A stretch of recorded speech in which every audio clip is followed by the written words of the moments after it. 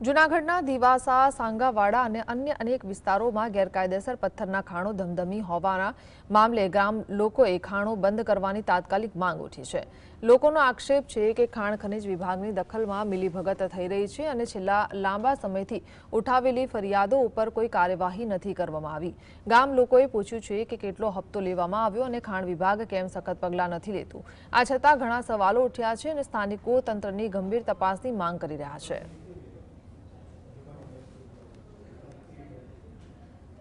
ગામમાં દીવાસા ગામની અંદર ગૌચરની અને પડતર જમીનની અંદર મહિલા સરપંચનો પતિ દ્વારા ખનન કરવામાં આવે છે, ખનિજ ચોરી કરવામાં આવે છે। અમે વારંવાર ટીડીઓમાં, મામલતદારમાં ઘણી જગ્યાએ લેખિતમાં રજૂઆત કરેલી છે, પણ આજ સુધીના કોઈ ઠોઠ કાર્યવાહી કરવામાં આવેલ નથી, બરાબર।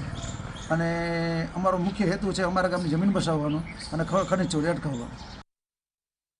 ઘણા સમયથી અરજીઓ સરપંચશ્રી, તલાટી, ટીડીઓ, ડીડીઓ, મામલતદાર, કલેક્ટર સાહેબશ્રીને બધાને રજૂઆત કરેલી કે દીવાસા ગામમાં ગૌચરની ખાણોનું ખનન થઈ રહ્યું છે।